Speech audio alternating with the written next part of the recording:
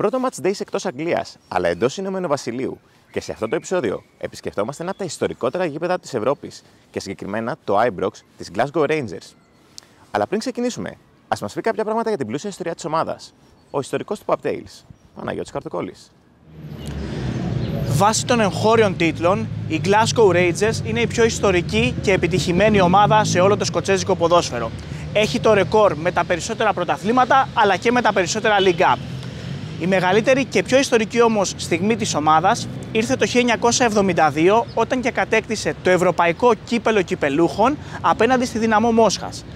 40 χρόνια μετά, δηλαδή το 2012, ήρθε ίσως η πιο μαύρη ή χειρότερη στιγμή στην ιστορία της ομάδας, καθώς λόγω μεγάλων οικονομικών προβλημάτων υποβιβάστηκε στην 4η σκοτσέζικη κατηγορία και χρειάστηκαν 4 χρόνια για να ξανανεύει στη σκοτσέζικη Premier League. Προφανώς η μεγαλύτερη της αντίπαλος είναι η Celtic, στο κατά την προσωπική μου άποψη μεγαλύτερο ντέρμπι σε όλο τον κόσμο. Μια ομάδα σαν τη Rangers έχει ως στόχο κάθε χρόνο να πρωταγωνιστεί σε όλες τις διοργανώσεις και να κατακτήσει όσους περισσότερους τίτλους μπορεί. Για να δούμε τι θα καταφέρει φέτος. Πριν όμως ξεκινήσουμε, να πούμε ένα πολύ μεγάλο ευχαριστώ στον Ελληνικό Σύνδεσμο των Οπαδών της Rangers για την πολύτιμη βοήθεια που μας δώσανε ώστε να πραγματοποιηθεί το σημερινό βίντεο. Αλλά αρκετά μακρηγόρησαμε. Οπότε τι λέτε, πάμε να ξεκινήσουμε.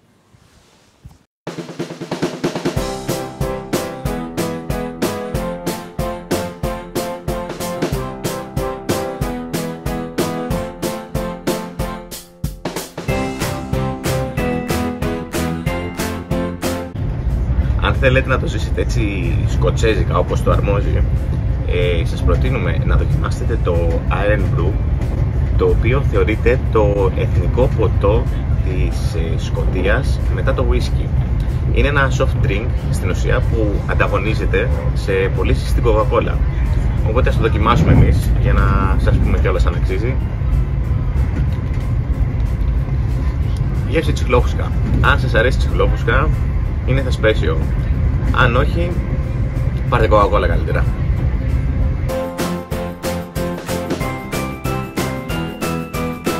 Η Γλασκόβη βρίσκεται περίπου 5,5 ώρες μακριά από το Λονδίνο και μόλις 50 λεπτά από την πόλη του Εδιμβούργου με το τρένο.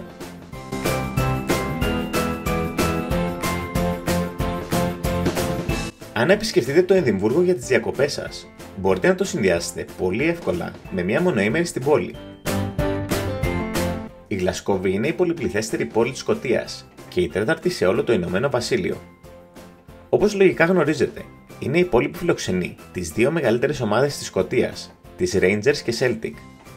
Αν καταφέρετε να βρεθείτε εδώ για κάποιο ποδοσφαιρικό μάτς, θα σας προτείναμε να έρθετε από νωρίς για να γυρίσετε και λίγο την πόλη, η οποία, αν και δεν συγκρίνεται σε ομορφιά με το Εδιμβούργο, αξίζει να την εξερευνήσετε σε μία μονοήμερη. Αλλά καλύτερα να αφήσουμε τις ταξιδιωτικές συμβουλές για τον αγαπημένο μας ευτύχη Μπλέτσα και πάμε στα του γηπέδου που γνωρίζουμε καλύτερα.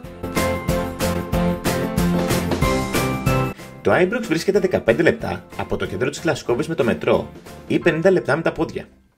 Κυριολεκτικά δίπλα από το γήπεδο βρίσκεται η πρώτη μας στάση για σήμερα, η παραδοσιακή pub του γηπέδου, ονόματι Louden Tavern. Όπως καταλαβαίνετε και λόγω της τοποθεσίας της, η συγκεκριμένη pub ή πιο σωστά το συγκεκριμένο sports bar είναι το απόλυτο μέρος για να πιείτε την μπύρα σας πριν από τον αγώνα. Σε κάθε γωνία του μπαρ θα βρείτε αναφορές στην ιστορία της ομάδας και μάλιστα πολλές φορές πιάναμε τον εαυτό μας να χαζεύει τους τοίχους και να μαθαίνουμε πράγματα για την ιστορία της Rangers. Αν ο καιρός σας κάνει το χατήρι, πράγμα σπάνιο στη Σκωτία, μπορείτε να πιείτε την μπύρα σας στην αυλή που βρίσκεται στο πίσω μέρος. Στο διάδρομο προς την αυλή μάλιστα υπάρχουν φωτογραφίες με τους πιο σημαντικούς παίχτες που έχουν περάσει από την ομάδα.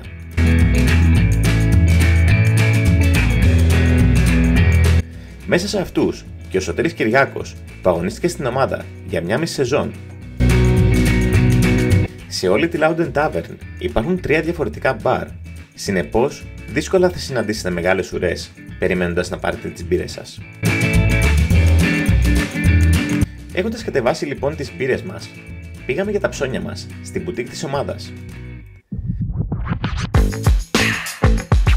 Μία από τις ιδιαιτερότητες του Ibrox ήταν πως για πρώτη φορά είδαμε να υπάρχουν δύο διαφορετικές boutiques στο ίδιο γήπεδο.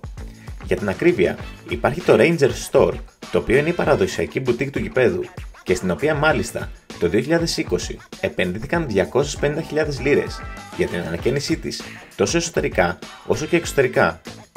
Για τους σκοπούς του βίντεο όμως, εμείς επιλέξαμε να σας δείξουμε κυρίως τη νέα boutique. Για την ακρίβεια, η νέα boutique είναι μέρος αυτού του διόρροφου κτηρίου που ονομάζεται Edmiston House και περιλαμβάνει πέρα από την boutique τόσο τη fan zone όσο και το μουσείο της ομάδας που αναμένεται να ανοίξει μέχρι το τέλος της σεζόν.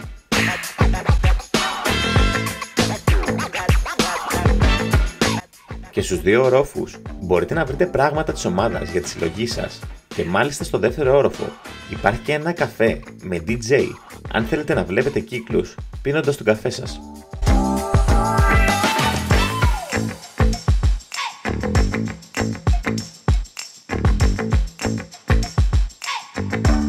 Αυτό που μας έκανε θετική εντύπωση όμως είναι πως οι φανέλες της ομάδας βρίσκονταν σε έκπτωση και μάλιστα μπορούσες να αγοράσεις τη φανέλα της Rangers για λιγότερο από 20 λίρες. Φυσικά και δεν χάσαμε την ευκαιρία να την αγοράσουμε. Κατά τα άλλα, για το μέγεθος της boutique, η ποικιλία των προϊόντων δεν ήταν τεράστια και είχες την αίσθηση πως είχαν μοιραστεί αρκετά μεταξύ των δύο boutique. Συνεπώς, για να έχεις μια πλήρη εικόνα, θα πρέπει να επισκεφτείς και τις δύο, πράγμα δύσκολο, εκτός και αν έρθεις από πολύ νωρίς στο γήπεδο. Έχοντας κάνει τα ψώνια μας λοιπόν, φύγαμε για τη βόλτα μας στο ιστορικό Ibrox. Το Ibrox άνοιξε τις πύλες του στις 30 Δεκεμβρίου του 1899 και έκτοτε αποτελεί την έδρα της Glasgow Rangers.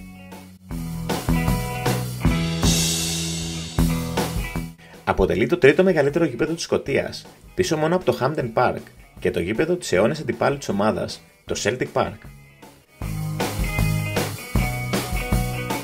Από το 1899 μέχρι το 1997, το Ibrox είχε την ονομασία Ibrox Park και περιμετρικά του γηπέδου υπήρχε στίβος. Έκτοτε αφαιρέθηκε και το γήπεδο μετονομάστηκε σε Ibrox Stadium όπως το ξέρουμε σήμερα. Στα 124 χρόνια ζωής του γηπέδου έχουν υπάρξει δύο τραγωδίες, με την πρώτη το 1902 όταν η ξύλινη κερκίδα του γηπέδου κατέρρευσε προκαλώντας 25 θανάτους και τη δεύτερη το 1971 μετά από ένα old firm όπου 66 άτομα έχασαν τη ζωή τους όταν λόγω του συνοστισμού στην έξοδο από το γήπεδο ποδοπατήθηκαν.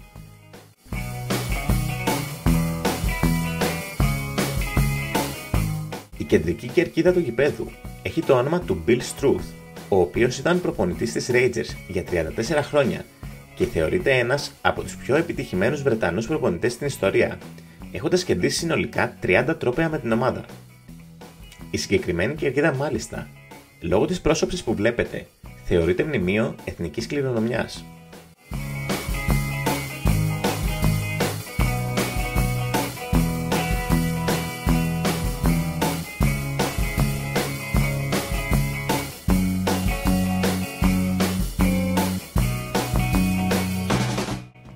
Το Ibrox έχει χωρητικότητα 50.800 θέσεων και ακόμα και στο σημερινό μάτς με την Kilmarnock έβλεπες πολύ λίγες κενές θέσεις.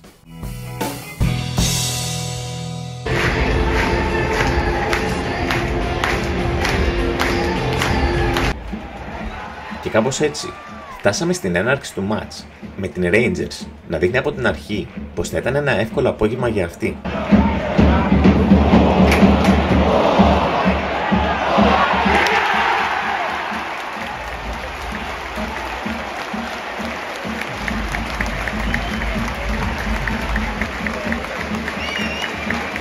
Σε αντίθεση με την Αγγλία, στη Σκωτία επιτρέπονται κανονικά τα τύμπανα εντός γηπέδου, πράγμα που αυτόματα δημιουργεί μια καλύτερη ατμόσφαιρα.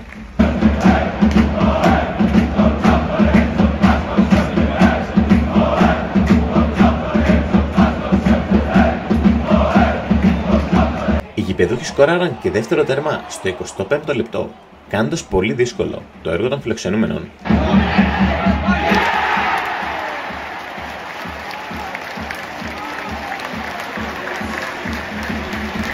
Και το τρίτο γκολ έκανε το δεύτερο ημίχρονο να είναι διαδικαστικού χαρακτήρα.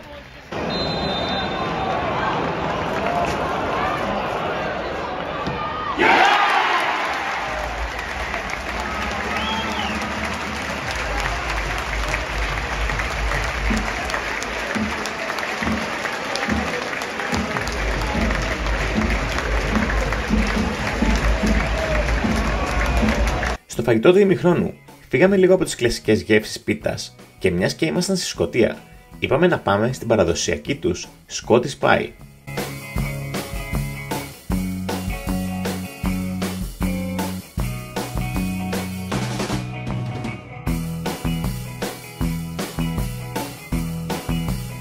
Και αφού τελειώσαμε με το φαγητό μας, επιστρέψαμε στις θέσεις μας για το δεύτερο ημίχρονο, με την Τίμια Κιλμάρνο να μειώνει το σκορ σε 3-1.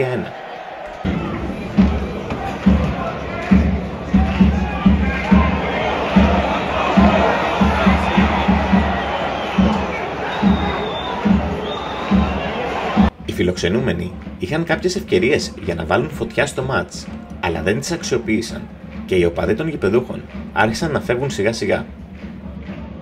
Οι τυφώζοι όμως έμεναν στις θέσεις τους, δίνοντας τον παλμό τους και διατηρώντας μια πολύ όμορφη ατμόσφαιρα στο γήπεδο.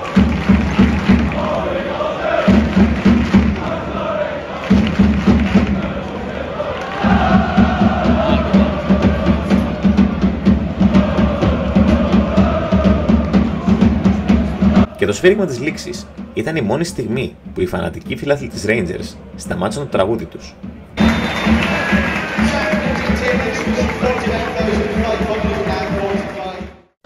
Στην αξιολόγηση της εμπειρίας μας, ξεκινώντας από την boutique, είναι δίκαιο να αξιολογήσουμε αποκλειστικά το νέο κατάστημα και όχι και τα δύο μαζί. Στη νέα boutique λοιπόν θα βρείτε τα περισσότερα από αυτά που χρειάζεστε για τη συλλογή σας και το κατάστημα είναι αντικειμενικά πολύ όμορφο, με την καφετέρια που υπάρχει εδώ να είναι μια ωραία προσθήκη συγκριτικά με άλλα καταστήματα ομάδων που έχουμε επισκεφτεί στο παρελθόν. Το μόνο αρνητικό είναι πως αρκετά προϊόντα μοιράζονται μεταξύ των δύο boutique και για παράδειγμα σε αυτό το κατάστημα δεν βρήκαμε το νούμερο μας στην εμφάνιση, όπως ούτε και pin και αναγκαστήκαμε να πάμε στην παλιά boutique για να τα βρούμε. Αυτό θα στερήσει μισή μπύρα από την αξιολόγησή μας και θα την βαθμολογήσουμε με 4 μπύρες. Στο κομμάτι του φαγητού, εδώ ήταν με διαφορά το λιγότερο καλό κομμάτι της εμπειρίας μας. Δυστυχώς οι φίλοι μας οι Σκοτσέζοι δεν φημίζονται για το φαγητό τους και η σκοτσέζικη πίτα που φάγαμε δεν είναι κάτι που θα προτείναμε. Αρκετά λιπαρή, ανάλατη και συνολικά μία λίγο κακή εμπειρία. Δυστυχώς θα μείνουμε στις 2 μπύρες. Στο κομμάτι της ατμόσφαιρας, παρά το γεγονός πως ήταν ένα μάτς σχετικά εύκολο για τη Rangers, το γήπεδο ήταν γεμάτο και η ατμόσφαιρα που είχε δημιουργηθεί, κυρίως από τους οργανωμένους οπαδούς της ομάδας, πολύ όμορφη. Παρά το γεγονός πως το μάτς έσβησε στο δεύτερο ημίχρονο, ο παλμός της εξέδρας έμεινε σταθερός. Έτσι και εμείς θα τη βαθμολογήσουμε με 4 μπύρες. Τέλος, στο κομμάτι των εγκαταστάσεων, τα λόγια είναι περιττά. Ένα από τα πιο όμορφα γήπεδα που έχουμε επισκεφτεί και ένα γήπεδο με πολύ ιδιαίτερο χαρακτήρα. Το εξωτερικό του μάλιστα θυμίζει αρκετά το Craven Cottage της Fulham. 4,5 μπύρες. Με 14,5 μπύρες, το Ibrox Stadium ισοβαθμεί μαζί με το Portman Road της Ipswich Town και το Goodison Park της Everton στην 4η θέση. Αυτό ήταν λοιπόν το πρώτο Match Days εκτός Αγγλίας. Αν σας άρεσε, θα χαρούμε να κάνετε ένα like στο βίντεο και μια εγγραφή στο κανάλι μας, καθώς και να μας αφήσετε ένα σχόλιο με το ποιο γήπεδο θέλετε να είναι το επόμενο που θα επισκεφτούμε.